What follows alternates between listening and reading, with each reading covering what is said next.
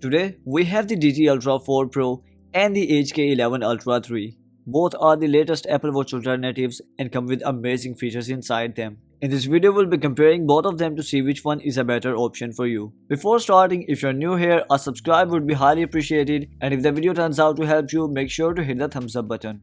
Starting from the body, both of them come in 49mm size. The body takes the inspiration from the Apple Watch Ultra. It has a rugged design with the GPS antenna lining on the body, although both of them do not come with GPS inside them. We have the DT Ultra 4 Pro. After a bit of struggle, the case fits it perfectly. And then here is the HK11 Ultra 3. It also perfectly fits the Apple Watch Ultra case. Talking about the straps, both of them fit the straps perfectly. They're compatible with the Apple Watch straps, but as far as I have checked, the fitting is better in the DT Ultra 4 Pro.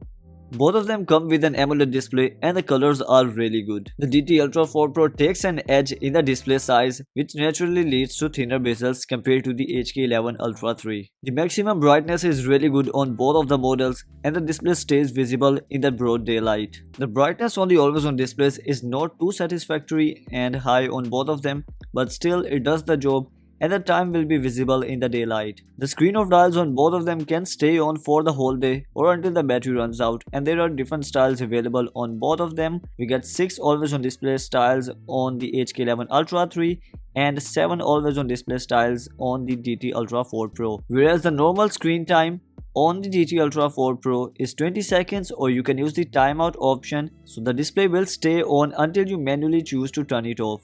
On the other hand, the normal screen time on the HK11 Ultra 3 is 30 seconds and the max you can go is 20 minutes by turning on this constant light settings option. The UI is really well designed on both of them. On the DT Ultra 4 Pro, it is not replicating the Apple Watch. It takes the inspiration. We have the widgets page, the control center, then we have the app history right here, and after that we get the vertical cellular menu style here. You can notice that the icons are looking similar to Apple Watch, but they are not exactly the same. In my opinion, the icons on the Apple Watch are more 3-dimensional looking, while on the DT Ultra 4 Pro they are more 2-dimensional looking. They are also little tweaked and look different. On the other hand, the similarity on the HK11 Ultra 3 is really good. First of all, we have the widgets page here, which looks quite similar to the Apple Watch. After that, we have the control center, and then we get the app history by double clicking the crown key. And if you go to the vertical cellular menu style, you can see that the animation looks quite similar to the original. The smoothness is insane, and here the icons are looking more 3-dimensional as I mentioned earlier. And even the transitions are really good, although they are not exactly the same as the latest watchOS version, but they are still quite good looking. Talking about the watch faces, you can install limited number of watch faces in the HK11 Ultra 3, and other than the 8 built-in watch faces, 1 watch face from the gallery, you can install only 6 watch faces from the dial market. It also gets the built-in dial market, using which you can install watch faces directly from the smartwatch, but you will need to use the network sharing option that we're gonna be talking about later in the video. In the DT Ultra 4 Pro, you can install a lot of watch faces. I was able to install at least 50 to 60 watch faces, and it also gets the built-in dial market option, and this one is offline, and whichever watch face you choose, you can directly install it without having to use the network sharing option. Although I prefer the watch faces quality on the HK11 Ultra 3, they are more good looking. If you're interested in knowing more about the watch faces, the dial market in the watch application, then you can head over to the full reviews linked in the description box below. After that, both of them have the network sharing option, using which you can use some smart applications. In the HK11 Ultra 3, we have the app market, then the AI robot, dial market, game market, as well as Verify Translator. And by going to the app market, you can also install many more applications. On the other hand, the network sharing in the DT Ultra 4 Pro is used for map and translate application, which are pretty good applications, but you won't be able to install any more applications in the DT Ultra 4 Pro. If you want to know more about these applications and how to use the Google Maps in the DT Ultra 4 Pro, then you can check out the full review linked in the description box. Both of them are also equipped with local storage. The DT Ultra 4 Pro comes with real 4GB of storage capacity, while the HK11 Ultra 3 hardly comes with 200 to 250 MB of storage capacity, which means you can install a lot of songs in it, a lot of pictures, and record for longer period of time. On the other hand, the HK11 Ultra 3 can hardly fit in 8 to 10 songs, can store only 6 pictures, and if you have already filled it with songs, then it won't be able to record even for a minute. If you are interested in the pedometer and the oximeter test, you can watch the full review linked in the description box below, in which I performed detailed testing of the pedometer and the oximeter pre-workout as well as post-workout.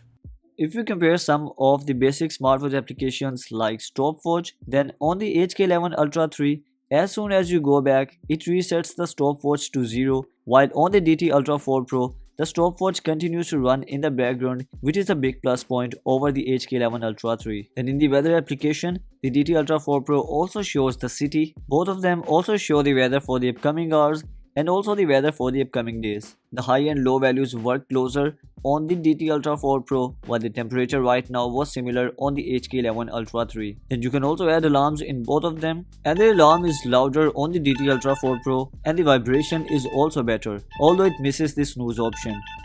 About timer, you can set time manually on both of them. On the HK11 Ultra 3, it only vibrates once, while on the DT Ultra 4 Pro, it continues to vibrate until you manually stop it. Although I would have preferred the ring option, but still continuous vibration on the DT Ultra 4 Pro is better.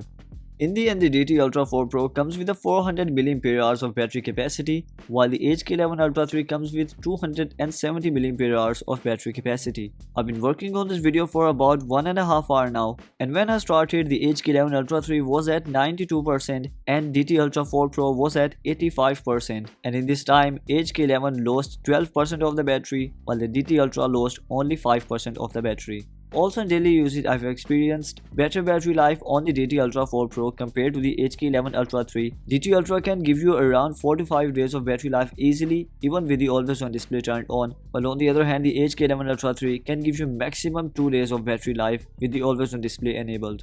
So that's all from today's video. In my opinion, the DT Ultra 4 Pro is a better smartwatch. In its previous generation, a downside was that it cannot use the Apple Watch cases, but now it can also fit Apple Watch cases. The straps fit better, it has 4 GB of local storage, you can store more watch faces, more songs and more pictures. On the other hand, the only advantage in the HK11 Ultra 3 is that its UI looks more similar to the Apple Watch. You can also find the full reviews linked in the description box below for detailed look at all of the features. If you would like to buy either of them, you can find the purchase links in the description box, and I would really appreciate if you can use those links while purchasing them. Make sure to hit the subscribe button and turn on notifications so you do not miss out on the upcoming videos. If this video helped you out, hit the thumbs up button. I will see you in the next one.